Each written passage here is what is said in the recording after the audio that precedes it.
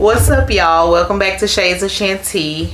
I know it's been a while, but I'm back and I have a video for you. I've been in my nursing program for a year and 3 months. I'm exactly halfway through the program. So I just want to share a couple things that I've learned since I've been in the program. Side note, get you a planner. I'm in love with Level Up RN, and she had this really cool planner on Amazon. I bought this one, but any planner will do. A planner that has places for notes and like weekly planning and daily planning. Any planner will do. So the first thing that I want to touch on that I learned on in nursing school is imposter syndrome. The feeling of not belonging or not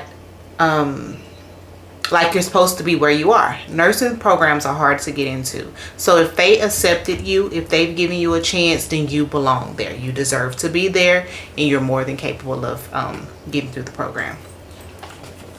Another thing that I want to touch on that kind of ties into that imposter syndrome is don't let other people's fails affect you. Don't let it scare you. Don't let it deter you. Don't let it make you question yourself. So a lot of times, and I did this myself, a lot of times students, you speak with your peers, you talk to your classmates because nursing school is hard. So you want to talk to them, ask what materials they use, how did they do on a specific test.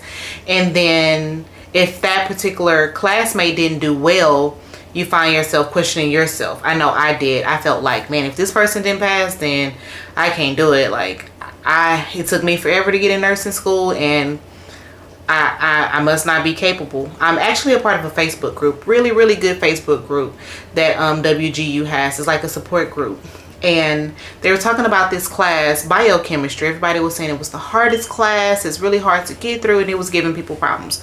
Now, don't get me wrong, it is a hard class, but that scared me. That kind of made me doubt myself and my belief in myself. But in actuality, I took the class, I went through the course material, and I did really well. Another thing is your learning style. Find what works for you. Not everybody learn the same. Not everybody retain information the same. Not everybody soak up information the same. For me, I got to do everything. I read the chapter. Don't judge me in the comments. Yes, I do read the chapter. I take my time. It take me years. Those chapters are long, but I do read them and I take notes. And once I've done that, for instance, when I'm learning the disease process, I'll read the textbook, I'll take notes on each disease process, and then I'll find videos, I'll find like lecture videos, or I'll attend live cohorts, which my school offers, and I'll take more notes and add to those concept maps. And then I do use outside sources. I love Level Up RN, and I love Nurse Sarah, and I take more notes, and I do practice questions. And when I do practice questions, I read the rationales and then I add to notes. And that's how I bring everything together. Sometimes hearing it and seeing it in different ways and from different people helps you retain the information. I know it works for me. Like I said, some people learn slower, and that's okay. I take my time. A lot of people, like, they finish, and like I said, you know, with the imposter syndrome, like, you find yourself comparing. My classmates are zooming by and they're doing excellent and they're passing, but that doesn't work for me. I literally have to take my time so that I can retain the information. And that's okay. Another thing is you can have a life if you want. When I first started nursing school, because it took me 15 years to get in, I was scared. I was like, I cannot waste this opportunity. I can't take advantage of this. I gotta get in. I gotta do what I'm supposed to do. And I had almost, what can I call it? Like, I had school guilt. So if I did anything that was fun or felt good or that didn't tie into school, I felt guilty. Like I could have been doing something for school. But you can have a life. They tell you that you can have a life. You can. But the key is you have to prioritize. Meaning, like, you have to prioritize. No, you can't make every function, but you can make a lot of the important ones, a lot of the fun ones, if you prioritize. If you do what you're supposed to do, make a plan and stick to it, then you'll have extra time, and then you can use that to do leisure things. and work ahead when you can. So let's say that you got some extra time and you don't feel like reading the rest of that chapter, but you find yourself with extra time. Go ahead and read the rest of that chapter. Go ahead and finish that one assignment so that you don't find yourself having to study on a weekend. What I've learned, I used to study every single day, but your brain need a break. So now I've took to studying at work. And I have, you know, at my job, I do have downtime and I'm able to study. So I try to study as much as I can at work so that when I do get off work, I can be with my family. And on the weekends, I can have a little extra time if I work really, really hard at work Monday through Friday.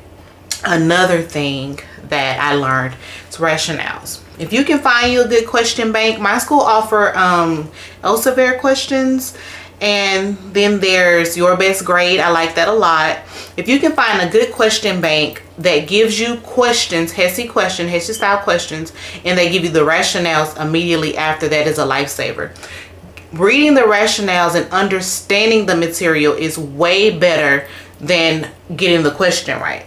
So rationales. Anytime you can read those, like, just take a couple extra minutes, even if you get the question wrong or right. If you get it right, still read the rationale. And that's another way to, like, bring the material together and understand how they'll ask you questions on the HESI and on the NCLEX. Enjoy the journey. The last thing that I will discuss in this video is to enjoy the journey. Like I said, when I first started, I really didn't want to mess up the opportunity, so I found myself, like, having so much anxiety. And I have a cousin that's a nurse, shout out to her, and she would always tell me, T, just enjoy the journey. Everybody's journey is different. And I used to think that meant enjoy the time it takes, which it does, but enjoying the journey means, like, taking in all of it. Like, I worked so hard to get here. Like I said, I worked 15 years to get here. So if I could wait that long, I can take my time, enjoy the journey, learn the material, and become a good nurse. Learn the things that I get from nursing school that has nothing to do with nursing, but just makes me a better human being. Like, for instance, like time management, or really loving those around you, and even the tears. There are a lot of tears. I don't know. It could be just me because I am a big crybaby. Anything makes me cry.